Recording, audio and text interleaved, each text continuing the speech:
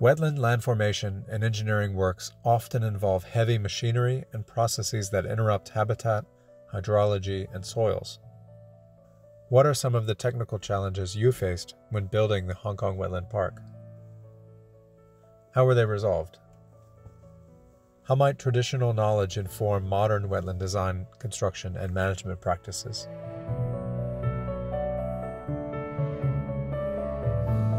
Everyone knows and loves the plants and the birds, but as landscape architects, we also have to think a lot about the soil.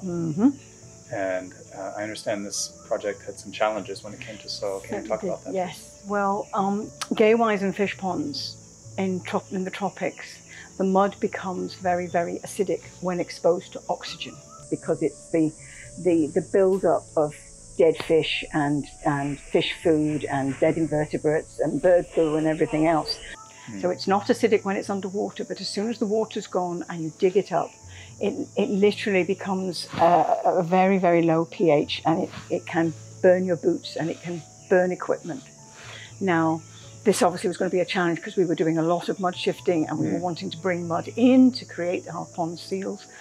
So we had to learn from the local indigenous fishermen who, when they drained down their ponds and dug out their ponds, would put down either lime or crushed seashells to increase the pH.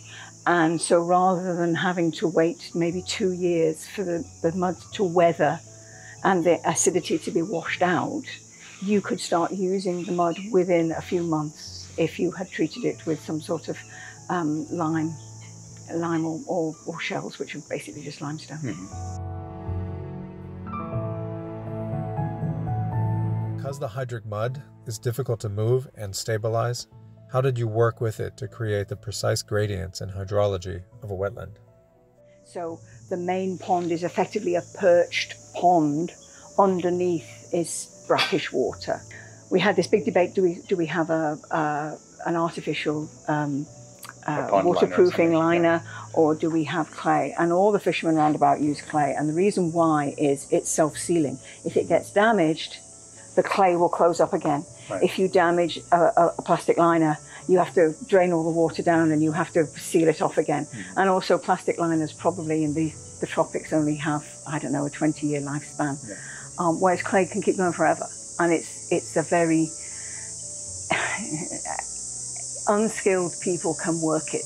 Whereas if you've got a liner, you've got to have your sand, and then you've got to have your liner, and then you've got to make sure that the liner doesn't get damaged. And if it gets damaged, you need to bring the guys in. So it's all much more complicated. So we went for the mud, which was the clay, which was a much simpler thing. The main ponds were actually lined with clay, which had to be brought in specially in order to provide a proper seal, both to prevent the fresh water draining out and the brackish salt water from the water table coming up and coming in. For the mudflat area, it was a series of pond areas, but it had been used as a dump for contaminated soil. So that was one of the problems we had, was that technically this was actually quite dangerous. When we started digging around in it, you had to be quite careful because there was arsenic and stuff in here. So I think we did put some more mud over the top to just seal. We didn't take it away, we just sealed it off. For the hydrology of mudflat wetlands, we had to be very careful about the water levels. And so at the lowest tide, I don't think any water comes in here. But we wanted more water. We didn't just want it to be the highest tides, you know, the monthly high tides. So we had to make sure that the sluices worked at a certain level, but we also had to have a sealer, so it was actually quite tricky.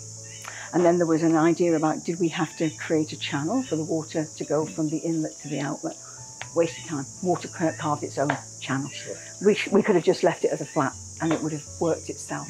But there is a gradient, slightly higher at this end, slightly lower at that end. So the idea is the water goes out at the far end.